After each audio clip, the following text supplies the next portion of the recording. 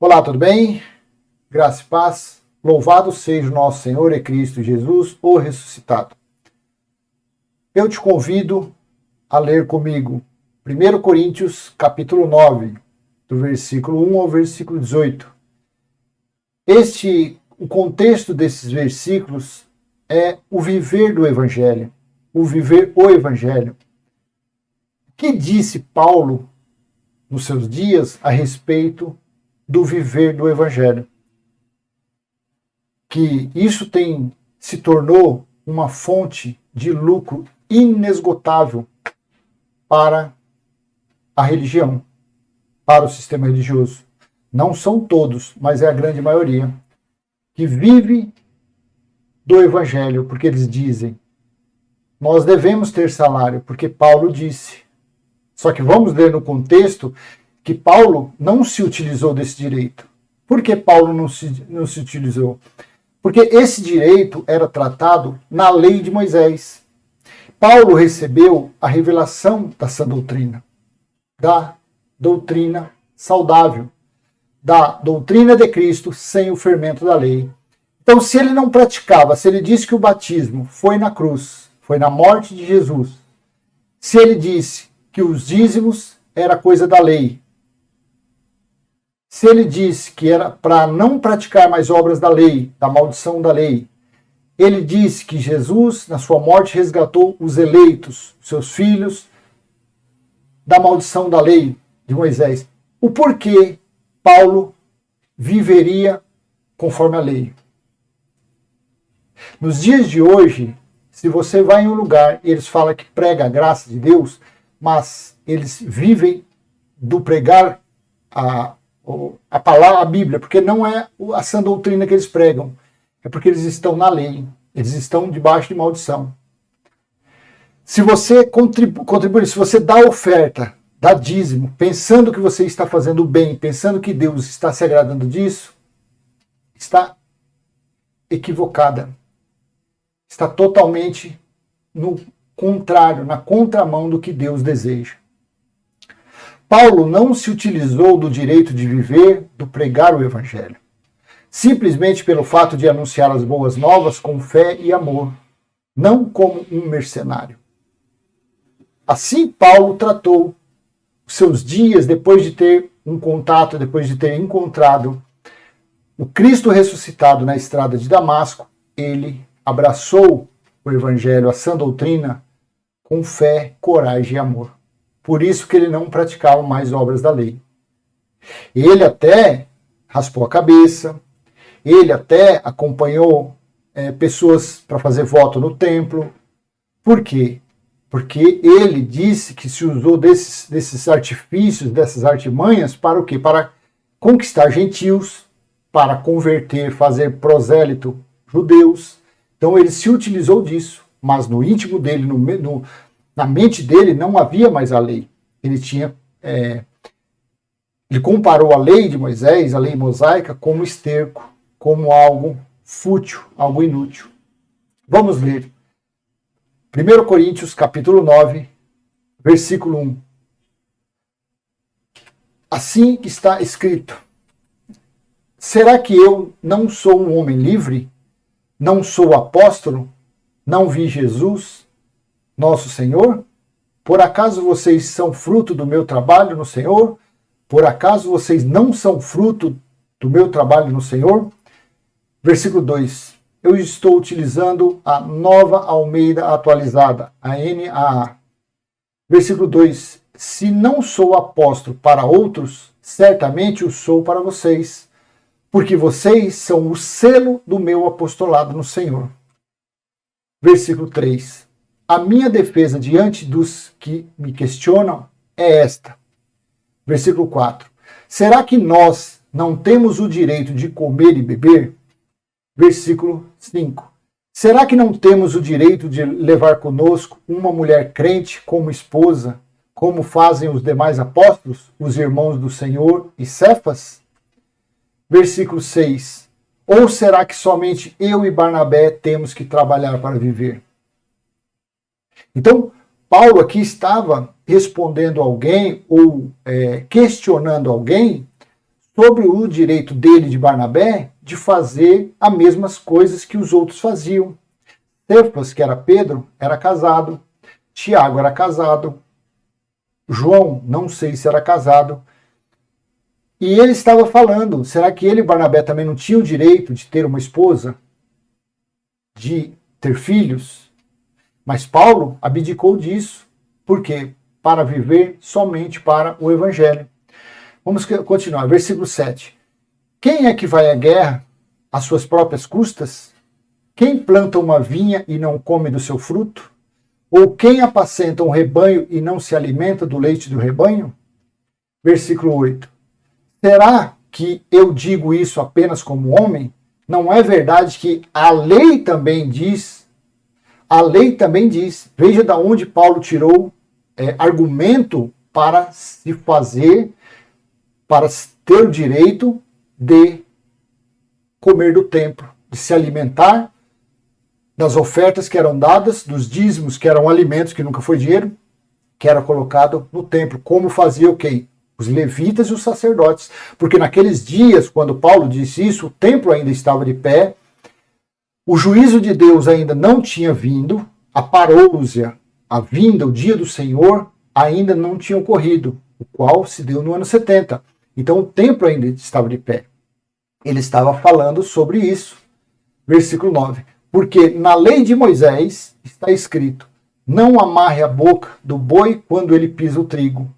Por acaso Deus está preocupado com bois? Meu amado. Então você veja bem como esses lugares por aí que eles dizem chamar igrejas, na verdade são sinagogas, são cópias frajutas de sinagogas, onde se pregam a lei de Moisés. Por isso que Jesus disse em Apocalipse capítulo 2, são sinagogas de Satanás, sinagogas, locais que fazem a pregação, que fazem a leitura da Torá, da lei de Moisés, e Satanás, que não é um ser adjetivo, para opositor. O que tem por aí? Eles pregam a lei de Moisés, eles se utilizam desse direito conforme está na lei, só que Deus aboliu a lei. Cristo foi o fim da lei.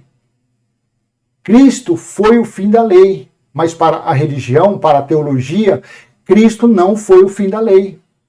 Eles embolaram tudo e dizem que as profecias de Jesus de Nazaré, que diz que viria naquela geração, eles tratam isso como mentira.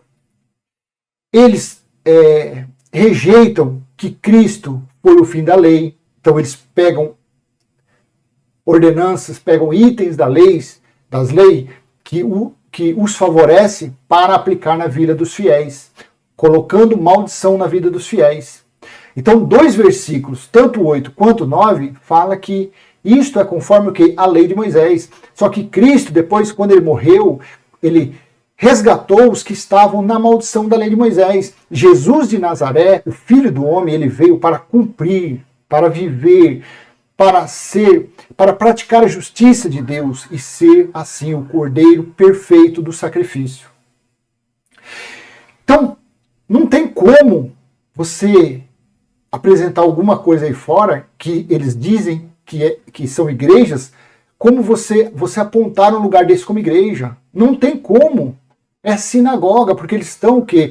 Porque na lei de Moisés está escrito, não amarre a boca do boi quando ele pisa o trigo. Assim eles fazem. Eles pedem oferta, pedem dízimo, vivem, dizem que vivem, porque está escrito, mas está escrito na lei de Moisés. Depois do ano 70, quando Deus julgou, quando Deus deu fim ao espírito imundo e aos profetas, como está em Zacarias capítulo 13, versículo 2, Deus deu fim a tudo. O símbolo maior que era da lei de Moisés, que era o templo que havia em Jerusalém, Deus colocou abaixo. Não sobrou nem os alicerces daquele lugar.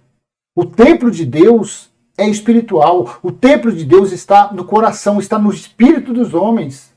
As leis de Deus, que não são as leis de Moisés, as leis de Deus espirituais estão na nossa mente, em nosso coração, em nosso entendimento.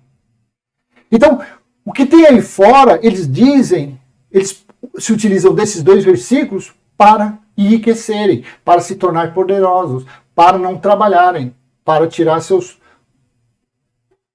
gorduchos salários. Só que isto Paulo estava falando, tirando como referência a lei de Moisés. Algo que já foi abolido. Então, sinto muito, o que tem aí fora, eu não chamo de igreja, porque igrejas são vidas. O que tem aí são cópias frajutas da lei de Moisés. São sinagogas. São sinagogas. E os que pregam são Satanás, porque eles estão se opondo a essa doutrina. Eles fazem o oposto do que o Espírito da Graça mandou fazer, do que Paulo recebeu no terceiro céu, como revelação a nós gentios, para que nós praticamos. Então eles são Satanás, eles estão se opondo ao Evangelho, às boas novas.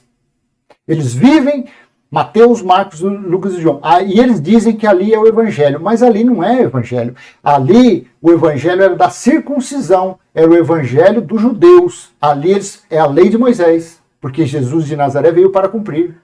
As boas novas, a sã doutrina está de Romanos até o livro de Hebreus.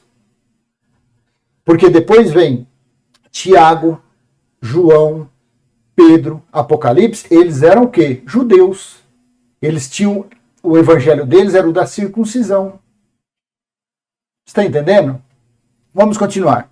Versículo 10. Será que não é certamente por nossa causa que ele está dizendo isso? É claro que é por nossa causa que isto está escrito. Pois quem lavra deve fazê-lo com esperança, e o que colhe deve fazê-lo na esperança de receber a parte do que lhe é devida. Paulo estava se referindo, tirando como argumento a lei de Moisés. Porque eles questionam esse versículo. Está vendo? Paulo mandou, Paulo falou. Não, mas só lê os dois antes. Esse versículo, esse texto tem um contexto. E o contexto, Paulo estava falando, se referindo ao quê? A lei de Moisés. Será que não é certamente por nossa causa que ele está dizendo isso? É claro que é por nossa causa que isso está escrito. Pois quem lavra deve fazê-lo com esperança, e o que colhe deve fazê-lo na esperança de receber a parte lhe é devida. Quando Paulo disse isso, volta a frisar, o templo em Jerusalém, o templo de Deus terreno, ainda estava de pé. A casa do tesouro, o depósito de Deus, onde se levava os dízimos em forma de alimentos, onde davam ofertas para a manutenção do templo, para as festividades e cerimônias e os rituais, estava de pé.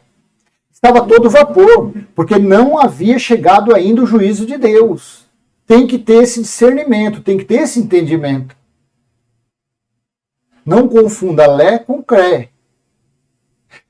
A religião joga tudo isso num saco e despeja na mente dos fiéis incautos, dos que não têm conhecimento, dos que não sabem discernir o que foi a lei, para quem foi os mandamentos e o que é a sã doutrina. 99% destes que se dizem evangélicos, religiosos, 99% com certeza não sabe essa diferença.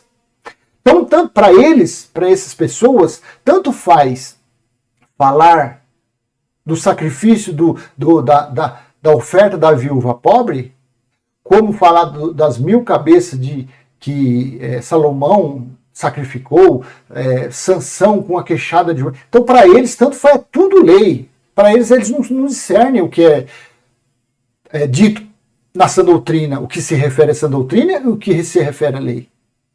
Para eles é um pacote só. Infelizmente, é assim que está. Vamos adiante. Se nós semeamos entre vocês as coisas espirituais, Paulo dizendo, se nós semeamos entre vocês as coisas espirituais, será muito recolhermos de vocês os bens materiais? Mas isso daqui é isto que se tornaram riquíssimos, poderosos. Pedem anel, pedem brinco de ouro, carro, casa, apartamento. Só que eu volto a falar, esse texto tem um contexto. Paulo veio falando isso se referindo ao que a lei ordenava. Se nós semeamos entre vocês as coisas espirituais, será muito recolhermos de vocês bens materiais? Vamos continuar. Versículo 12. Se outros participam desse direito sobre vocês, não o temos nós em maior medida? Entretanto, não fizemos uso desse direito. Pelo contrário, suportamos tudo para não criarmos qualquer obstáculo ao Evangelho de Cristo. Então eu vou te falar uma coisa. Vamos dizer que você vá no lugar desse. Eles pregam para você. Eles tiram ali 1 hora e meia, e ali eles pregam que Jesus já voltou, que ele não volta mais, que dízimo nunca foi dinheiro, que dízimo era alimento, e esse dízimo, esses alimentos eram levados à casa do tesouro. Essa casa do tesouro foi derrubada no ano 70. Depois disso, Deus estabeleceu o templo espiritual dentro dos seus eleitos. Se eles dizem que não se faz mais jejum, porque isso era da lei, se eles dizem que ofertas era da lei, porque era para a manutenção do templo que estava de pé e para cerimônias e rituais da lei de Moisés, se eles dizem que apresentar criança é coisa da lei, não se deve fazer mais, se eles dizem para você, ou seja, se eles pregam para você, se esse pregador te prega a sã doutrina 100% sem fermento da lei de Moisés, no final ele vai fazer o quê? Ele vai te pedir uma contribuição. O irmão que pode contribuir qualquer valor para nos auxiliar a pagar a água, a luz, o aluguel, é uma coisa totalmente diferente.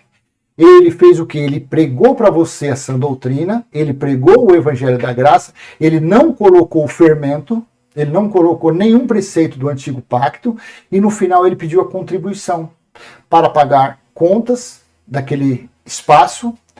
E que ele fale também para as pessoas que estão reunidas como igreja, que ali não é uma igreja, ali é um templo onde se reúne a igreja de Cristo. Ali é um templo onde se reúne a igreja de Cristo. Aí ele, no final, ele pediu uma contribuição. Contribua conforme tiver proposto seu coração. Paulo disse lá em 2 Coríntios. No final de tudo ele fez isso. Parabéns para ele. Porque ele mostrou que o templo ali, Deus não habita.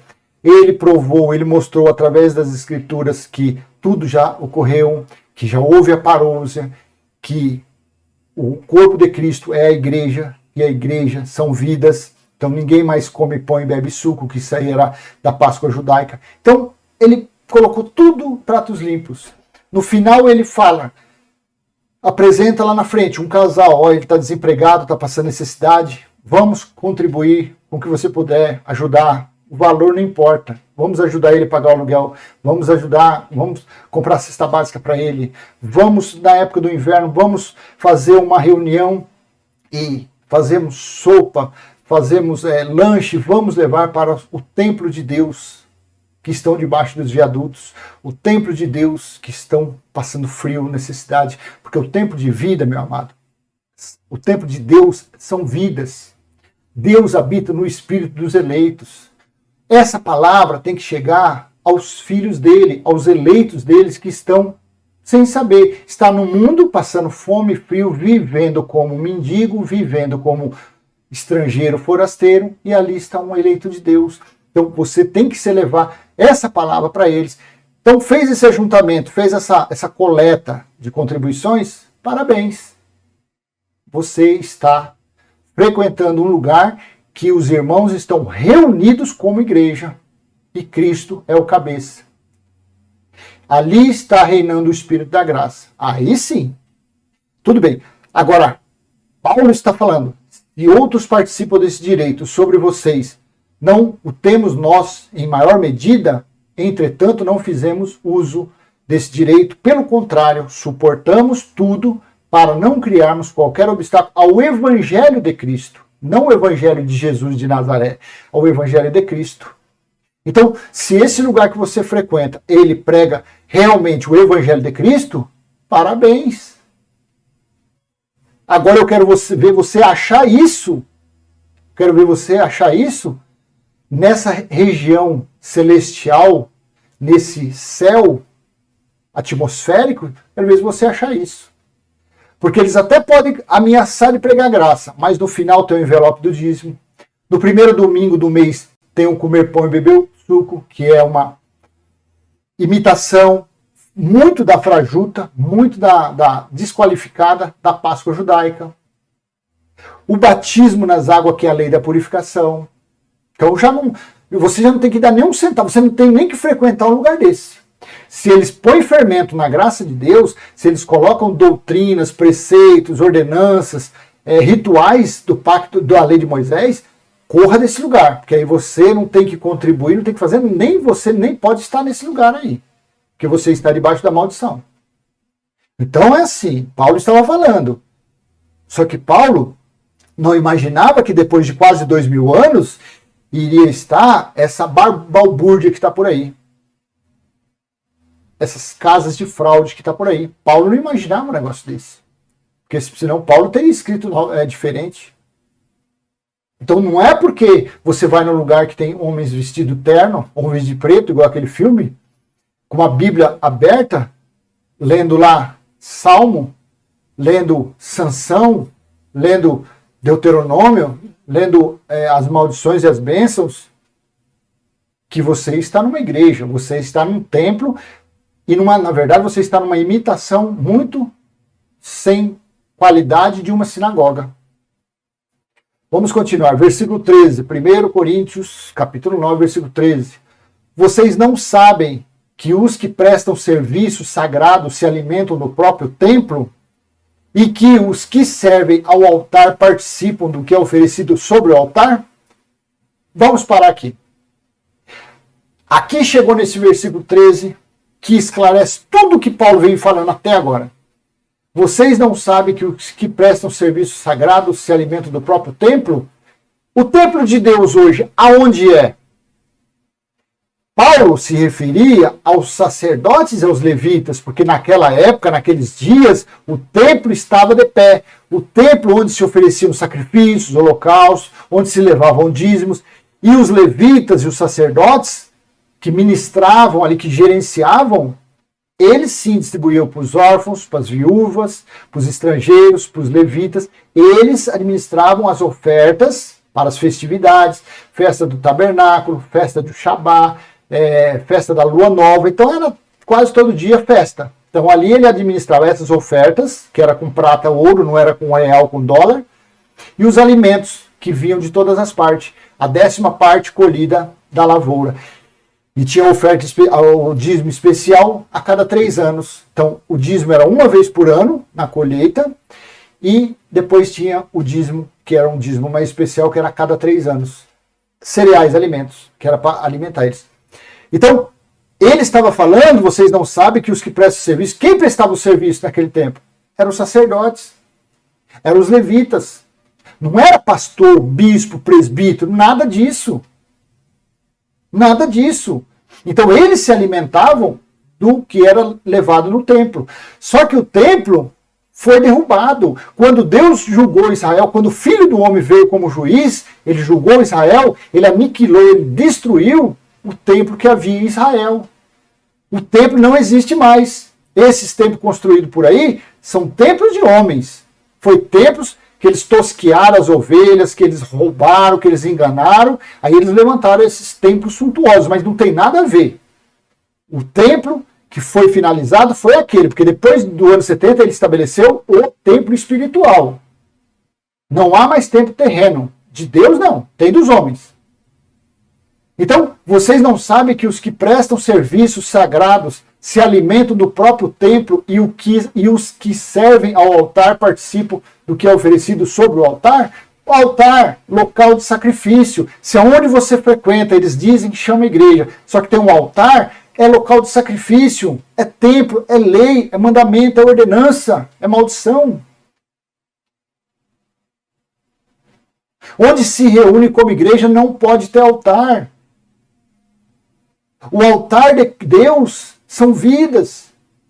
Esses lugares aí são lugares para tosquear as pessoas, para roubar, para passar envelope, para derramar óleo, para sacrifício. O sacrifício perfeito já foi feito naquele madeiro. Não há mais nenhum tipo de sacrifício que você possa fazer para agradar a Deus, porque o perfeito ele já fez. Vamos continuar. No versículo 14. Assim também o Senhor ordenou aos que pregam o Evangelho que vivam do Evangelho. Só que você veja bem, assim também como o Senhor ordenou aos que pregam o Evangelho que vivam do Evangelho. Como base, nós temos o Códice mais antigo, o Códice Vaticanus e o Códice Sinaítico. O que são códex? São os manuscritos considerados os mais antigos. Esses manuscritos, este que eu vou falar agora é do Códice Sinaíticos. Ele está em uma biblioteca na Inglaterra. Você pode entrar no Google, coloca codexsinaiticus.org e você vai entrar, você vai ficar admirado com quantos versículos tem adulterado. E lá no versículo 14 de 1 Coríntios 9, não está está assim, assim também o Senhor ordenou aos que pregam o evangelho que vivam o evangelho. Lá no mais antigo, que provavelmente é o mais original, está aqueles que pregam o evangelho que vivam o evangelho. Viver o evangelho é uma coisa, viver do evangelho é outra coisa, totalmente diferente. Viver o evangelho é viver as boas novas. Viver as boas novas não pode ter fermento, não pode ter instruções do velho pacto, da antiga aliança. Por quê? Porque tudo se fez novo. Quando Deus julgou Israel, Deus fez tudo novo. Temos que viver em novidades de vida. Então, se coloca fermento, se usa batismo, dízimo, oferta, está colocando fermento na graça de Deus. Está colocando fermento na sã doutrina. Aí ela já não é sã, ela fica uma doutrina doente, enfraquecida, porque você colocou fermento. Você levedou a massa. E não se pode levedar a massa. Assim também ordenou, assim também o Senhor ordenou aos que pregam o evangelho que vivam do evangelho. E nenhuma, eu tenho quase todas as traduções, e nenhuma coloca o evangelho, que vivam o evangelho. É todas tendenciosas, todas do O. A NVI, da mesma forma, o Senhor ordenou aqueles que pregam o evangelho que vivam do evangelho. Na ACF, Almeida Corrigida Fiel, que eles dizem ser a mais fiel.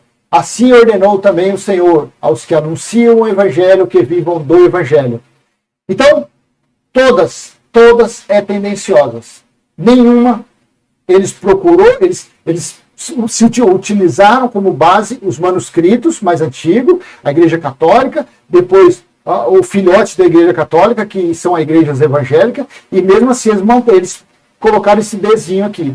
Eles colocam que tem que viver do evangelho. E aí tome tosquia, tome roubo, tome envelope, tome ameaça, tome terror, e os cofres cada vez mais cheios. É assim, infelizmente. Versículo 15. Eu, porém, não tenho feito uso de nenhuma dessas coisas. Olha o que Paulo falou. Paulo falando, eu, porém, não tenho feito uso de nenhuma dessas coisas. E não escrevo isto para que assim se faça comigo. Preferiria morrer a deixar que alguém me tire esta glória. Por que Paulo? Paulo já havia recebido a revelação do terceiro céu. Paulo havia recebido a sã doutrina de Cristo. Então Paulo já não ia mais praticar essas coisas. Paulo se utilizou da lei de Moisés para falar que aos que prestavam o serviço do altar deviam comer do altar. Mas Paulo já vivia mais da lei, não vivia mais da lei de Moisés. Por isso ele não fez questão desse direito. Assim como os que nasceram depois do ano 70 DC também não têm que participar disto, pois o templo terreno de Deus foi destruído. O templo de Deus, depois disso, foi estabelecido no espírito dos eleitos. Devido à mentira de falar que Jesus vai voltar e que fazem a festa, no bolso dos fiéis. Engano, vive de engano. Crer em Jesus, é bem claro, quando você lê Mateus 24, Marcos 13 e Lucas 21, a escatologia está bem explicadinha ali, que Jesus disse que tudo aconteceria na geração dele, na geração do ano 70. Mas o porquê que a religião fica? Jesus vai voltar, o Filho do Homem vai vir por sobre as nuvens. É um jeito de prender as pessoas, é um jeito de manter a teologia viva, coisa que ela é uma viva morta. Para os que leem, para os que estudam, para os que têm a mente clareada, iluminada pelo Evangelho, pela sã doutrina, não come mais dessas comidas estragadas, não se alimenta mais desses enganos, dessas fraudes. Então, amado, se debruce, se dedique ao estudo, às pesquisas, e você verá quanto você foi enganado, está sendo enganado. Quem prega a graça não está interessado em seu dinheiro, não está interessado em conquistar você, de forma alguma, em ganhar almas para Jesus, de forma alguma. Ele ganhou a todos naquele madeiro. Ele ganhou a todos pelo seu precioso sangue. Ele comprou os seus eleitos pelo seu precioso sangue. Quem é um comedor de arroz e feijão que se diz pastor que vão ganhar alma para Jesus? Vai ganhar o quê? Vai ganhar dinheiro para o seu bolso, isso sim que vai ganhar. Eu, porém, não faço. Veja bem, Paulo disse, eu, porém, não tenho feito uso de nenhuma dessas coisas. E não escrevo isto para que assim se faça comigo. Preferiria morrer a deixar que alguém me tire essa glória. Versículo 16. Se anuncio o evangelho, não tenho de que me gloriar, pois sobre mim pesa essa obrigação. Porque ai de mim se não pregar o evangelho. Versículo 17. Se o faço de livre vontade, tenho recompensa. Mas se o faço por obrigação, é porque uma responsabilidade me foi confiada. Veja, Paulo fazia por amor. Paulo fazia por quê? Porque o Espírito da graça havia tomado conta dele, da mente dele, do coração dele. Paulo disse, Cristo vive em mim. Ele assumiu, ele confessava que Paulo, ele mesmo não vivia, mas Cristo vivia nele, na mente dele. Tudo que ele fazia era mediante o quê? A sã doutrina, mediante a pregar a sã doutrina, a levar o evangelho, a levar as boas novas para o povo gentil. Por isso que Paulo não fez isso. Porque Paulo, aos pouquinhos, ele estava se libertando do fermento da lei. Ele se libertava e à frente ele ia falando, não faça mais, isso não pertence a você, gentil, isso não foi dado para você, gentil. E se afastando. Assim que foi Paulo. Versículo 18. Nesse caso, qual é a minha recompensa? É que, anunciando o evangelho, eu o apresente de graça para não me valer do direito que ele me dá. Olha que palavra fundamental que os pregadores deviam abraçar. Nesse caso, qual é a minha recompensa? É que, anunciando o evangelho, ou o apresente de graça, para não me valer do direito que ele me dá. Então, o prazer de Paulo era anunciar o evangelho, dai de graça o que recebesse de graça. É assim que tem que ser. Não pense na sua mente, um dia eu vou ter uma igreja, eu vou montar uma igreja. Não. Você é a igreja de Cristo.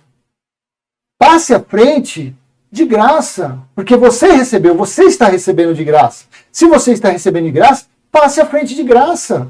Não seja um mercenário, não aceite viver próximo a mercenários, a ladrões, a fraudadores, a mentirosos, a enganadores. Se liberte dessa turma. Seja livre. Cristo te chamou à liberdade. Seja livre em Cristo. Não seja escravo da lei de Moisés. Não viva como judeu dentro desses lugares que eles chamam de igreja, mas que infelizmente são alçapões, são arapucas para prender homens. Paulo falou que tinha o direito, mas que recompensa ele teria? O prazer dele, a recompensa dele era passar à frente de graça. Ele trabalhava com tenda, Paulo fazia suas tendas, Paulo tinha condições. Paulo não vivia. As ofertas que ele pegava, as contribuições que ele pegava, era para a igreja de tal lugar, os irmãos que se reuniam como igreja de tal lugar, era para auxiliar os irmãos. Porque nem templos naquela época não podia ter, a perseguição, a tribulação era tão forte. Então, eles dizem, a teologia, a religião diz que os seus templos, as suas sinagogas, são para ganhar almas para Jesus. São para ensinar o evangelho. Mas que evangelho é esse que eles ensinam? Que se o evangelho deles tem fermento, o evangelho deles tem batismo, tem jejum, tem comer pão, beber suco, tem subir monte, descer monte, tem apresentar criança. O evangelho deles tem copo, tem vassoura ungida, tem lenço ungido, tem anel ungido, tem rosa de Saron. Que evangelho é esse? Eu prego a graça, eu não prego o dízimo. É? Bacana. Só que você pede a oferta, que é da lei. Você batiza, que é a lei da purificação. Você apresenta a criança, que é a lei de Moisés. Que graça é essa, hein, cara pálida? Que graça que você está apresentando? Você está disfarçado de pregador da graça, mas você continua sendo um cão guloso. Você continua sendo um judeu enrustido, um fariseu enrustido, um religioso. Você é um religioso mesmo jeito. Você é um religioso igualzinho àqueles que crucificaram Jesus. Você é a mesma coisa, não muda nada. Só muda a data, a época e as vestimentas. Que naquela época os fariseus eram de um vestido de um jeito, e hoje você se veste de outro. Só isso. Mas a mente é religiosa igual, a mente é corrompida da mesma forma. Infelizmente, a lei mosaica, o judaísmo está 100% enterrado na mente como eram os antigos, há mais de 2000 anos atrás. Não mudou nada, só mudou de endereço. Veja, deixa eu colocar aqui que eu saio um pouco, eu vou colocar para Hebreus, livro de Hebreus, cadê Hebreus aqui? Hebreus 8, versículo 10 e versículo 11. Veja o porquê não há mais necessidade desses templos que eles dizem que é para ganhar almas para Jesus, nada disso. Ó. Porque esta é a aliança que farei com a casa de Israel depois daqueles dias, diz o Senhor. Imprimirei as minhas leis na mente deles e as inscreverei sobre o seu coração. E eu serei o seu Deus e eles serão o meu povo. Versículo 11 de Hebreus, capítulo 8. E não ensinará jamais cada um ao seu próximo, nem cada um ao seu irmão, dizendo, conheça o Senhor, porque todos me conhecerão, desde o menor até o maior deles. Então, em vão esses lugares dizer que está pregando o evangelho. Eles estão fazendo o quê? Sendo religiosos como os de antigamente. Em vão eles dizerem que estão ganhando almas para Jesus. Não estão ganhando. A única coisa que a maioria deles fazem é o quê? Tosquear, enganar, mentir, roubar, encher os seus cofres e não trabalhar puxando enxada, trabalhar numa obra. Não, eles ficam atrás dos seus gabinetes, das suas mesas pastorais, manipulando, tramando uma forma de montar uma campanha, montar uma forma de voto para aprisionar as pessoas. Cada vez mais eles mentem mais, eles apavoram mais com o tal do diabo, com o tal do pomba-gira, com o tal da tranca-rua, que na Bíblia não tem isso. Só tem nesses lugares aí. E com isso, eles dizem que estão ganhando almas para Jesus. Não estão ganhando, não. Volto a dizer, quem ganhou foi ele naquele madeiro. Porque esta é a aliança. Olha o que Deus falou. E lá em Jeremias, capítulo 31, do versículo 31 ao 34, o escritor de Hebreus também disse, provavelmente esse escritor foi Apolo, na minha opinião foi Apolo. Deus disse, e esse escritor utilizou a profecia de Jeremias 31 e repetiu ela aqui. Porque esta é a aliança que farei. Quem ia fazer essa aliança? Quem fez essa aliança? Deus, o próprio Deus. Porque esta é a aliança que farei com a casa de Israel depois daqueles dias. O que significou depois daqueles dias? O que foram aqueles dias? Metade do ano 66 ao ano 70. Foram 3 anos e meio de desolação. Foram 3 anos e meio de assolamento que o exército romano, sendo conduzido pelo general Tito, cercou Jerusalém. Cercou Jerusalém. Faltou comida, faltou água, faltou suprimentos de toda forma. Lá dentro dos muros, as mães, ao darem à luz, comiam a placenta de seus filhos, comiam seus filhos e não dividia com o marido e com os outros filhos. Tão grande era a fome, corpos amontoados. Então, depois daqueles dias, depois desse juízo, disse o Senhor, imprimirei as minhas leis na mente deles e as escreverei sobre o seu coração. Eu serei o seu Deus e eles serão o meu povo. Assim aconteceu depois do ano 70. É isso que tem que ser pregado, é isso que tem que ser ensinado, que a nova Jerusalém espiritual já foi estabelecida. É isso que tem que falar, a parousia já ocorreu, Jesus, o Filho do Homem, já veio como juiz, ele já julgou quem deveria. Quem passaria? Quem passou pelo juízo? Os povos de Israel, os judeus. Nós, povo gentil, não passaremos por juízo nenhum. Porque nós já fomos salvos pela graça de Cristo. Nós fazemos parte, nós somos filhos de Deus por herança. Nós somos filhos da promessa que Deus fez a Abraão. Nós somos os da fé. Nós vivemos por fé, não por obras.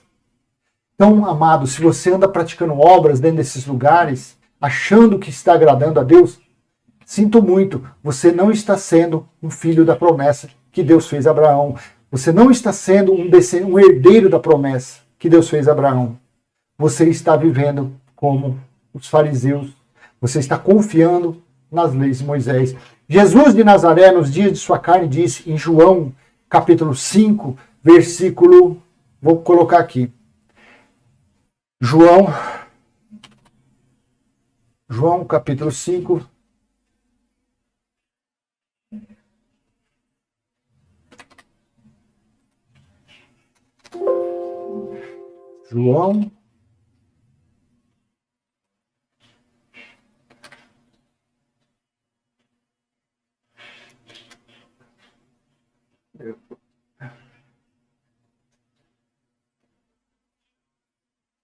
João,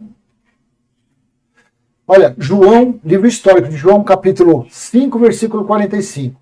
Não pensem que eu os acusarei diante do meu Pai, diante do Pai. Quem acusa vocês é Moisés, em quem puseram a sua esperança.